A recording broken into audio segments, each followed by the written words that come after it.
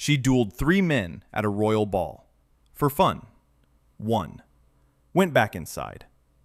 Julie d'Aubigny was born around 1673 in Paris, the daughter of a man who trained King Louis XIV's court pages, and who raised his daughter exactly the same way. By the time she was a teenager, she could fence, read, write, dance, and sing, a combination that was unheard of for a woman in 17th century France. She became the mistress of her father's boss, a count close to the king. He grew tired of her, married her off to a clerk named Maupin, but then shipped him away to southern France so the affair could continue. Julie had other ideas. She fell in love with a fencing master, fled Paris with him when he killed a man in an illegal duel, and the two of them wandered the French countryside, making a living through tavern singing and sword-fighting demonstrations. She performed dressed as a man. Eventually, she made her way to Marseille, joined the opera company there, and discovered that singing was the one thing she was even better at than fighting. She made it back to Paris and auditioned for the Paris Opera. They were hesitant. There was, among other issues, a death sentence. She had been tried in absentia, as a man, because the crimes were too outrageous for a woman, for arson and related offenses stemming from an incident involving a convent, a girl she'd fallen in love with, and a deceased nun whose body ended up in the wrong bed. She had her old lover, the Count, petition the king directly.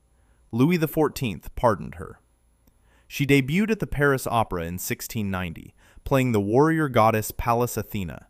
For the next 15 years, she was one of the most celebrated voices in Europe, singing roles written specifically for her range, from soprano to a rich, deep contralto. One witness described her voice as the most beautiful in the world. She also beat up a co-star who was harassing the chorus girls, got sued for assaulting her landlord, and received a second royal pardon after kissing a woman at a society ball, then defeating 3 noblemen who challenged her to duels, all in the same evening. In her final years, she fell genuinely, deeply in love. The Marquise de Florensac, described by contemporaries as the most beautiful woman in France. They lived together openly.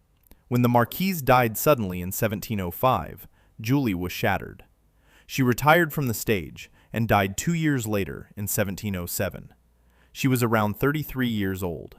The cause is unknown, which, somehow, feels right. You don't need to duel 3 men randomly like Julie d'Aubigny did, but you can like, subscribe, and hit the bell. It would be greatly appreciated. And drop a comment. Who should be covered next? One life, one story, history.